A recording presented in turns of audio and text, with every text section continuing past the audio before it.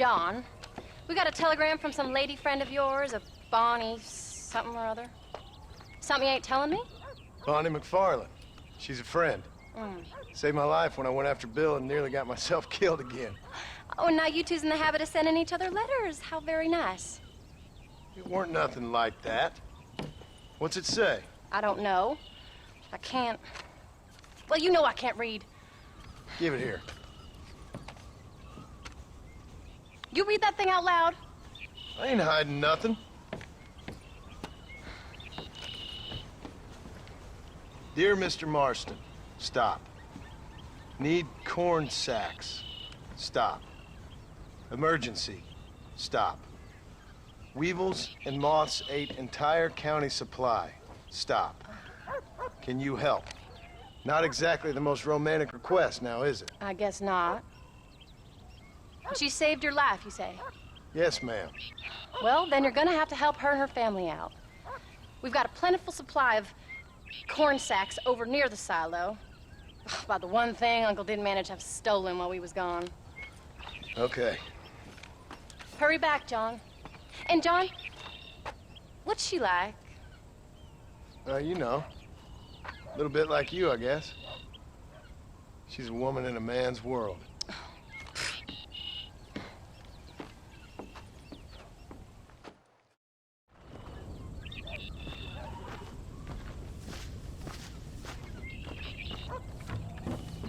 John, wait! I changed my mind. I'm coming with you. What are you waiting for? We better hurry.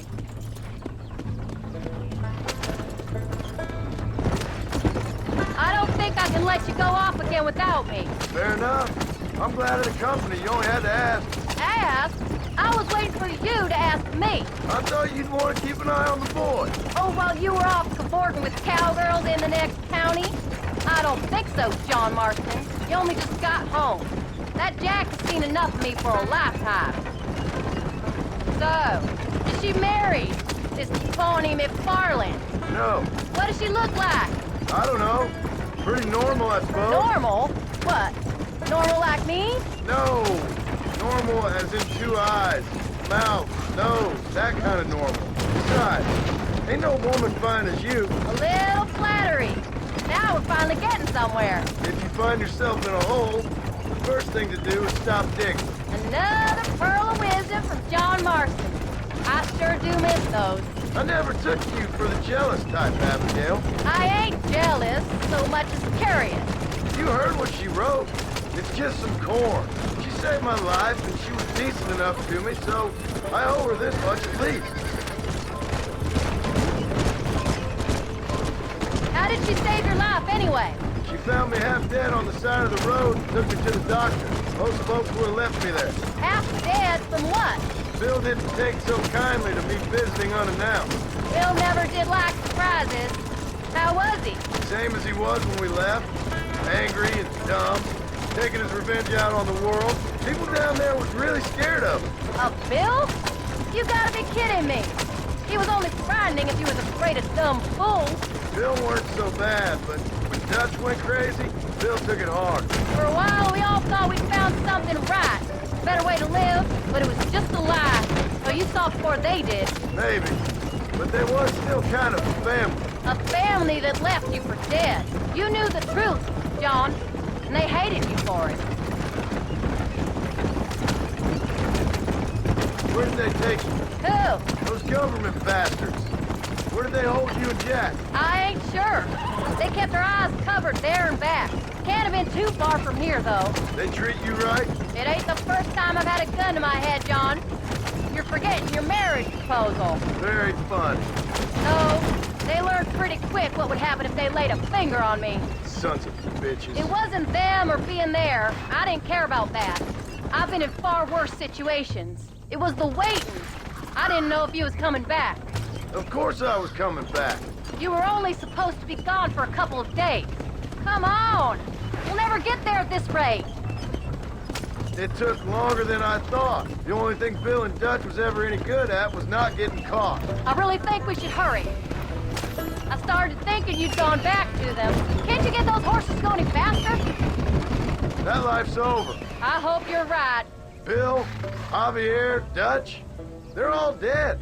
It don't get more over than that. I don't think we have time to rest. We don't have time to stop, John.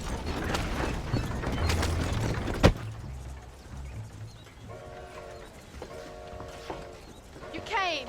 Thank you so much. We lost the entire harvest. Miss McFarland, I'd like you to meet my wife, Abigail. Oh, ain't you quite the gentleman all of a sudden? It's a pleasure to meet you, Mrs. Marston. Likewise. Thank you for saving my husband's life.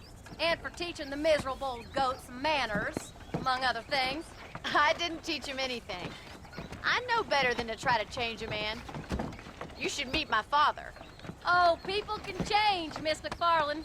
John and I have to believe that more than anybody. This is a decent first harvest for you, John. You should be proud. That's good land you got there. How are you feeling, Mrs. Marston? From what your husband told me, it must have been awful for you. I've been through worse, and I knew he'd be back before too long. He can't cook a meal to save his life. Abigail, in my darkest hours, when I was most homesick, just the thought of one of your rat meat stews kept me pushing forward. Well, about as amusing as a weeping saddle sore, ain't he, Miss McFarland? If you're gonna start yammering about women's work, John, I'd say you might be in the wrong company. I'd say so, too. I never felt so outnumbered.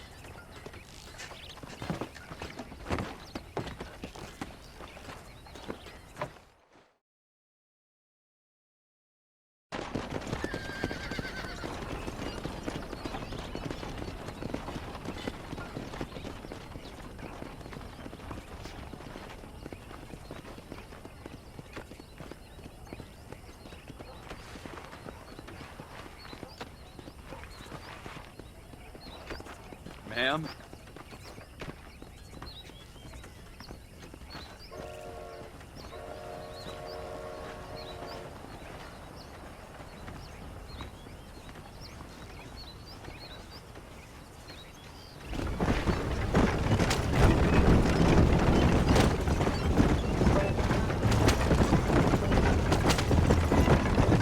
So that was the famous Bonnie. That was her, all right. She's pretty. She's normal, like I said. Well, you always wanted to be a rancher. I'd have thought she'd be just your thing. The perfect rancher's wife, if I ever saw one. I already got a rancher's wife. I'm only teasing. I like her, and I'm glad she saved your life. Most of the time, anyway. The McFarlands are good people. She did blush better than a shepherd's sunset when she saw you, though. I have that effect on women. You've clearly had one too many blows to the head. You ain't wrong about that, Mrs. Marston. That's quite a ranch they got there. That'll be us someday. As soon as we get back on our feet. I don't know, John. How many times can we start again?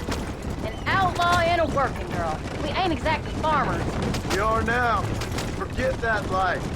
It's over. Do you really believe that? We have to.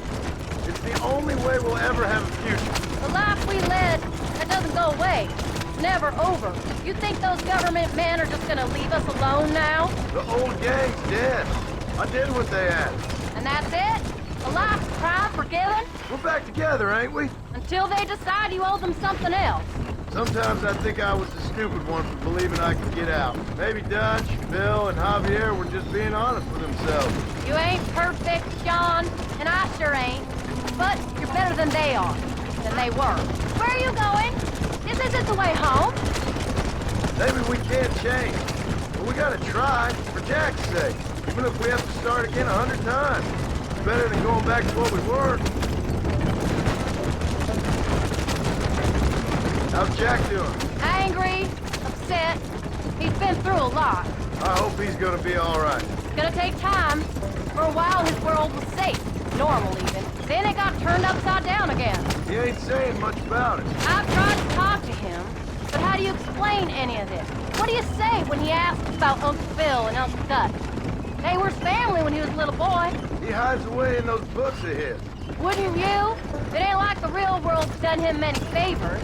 He's just been kidnapped. He grew up with the gang. That's no life for a boy. We did our best to protect him. Come on, John. He saw things no boy should see. Well, now we got a chance to make it right.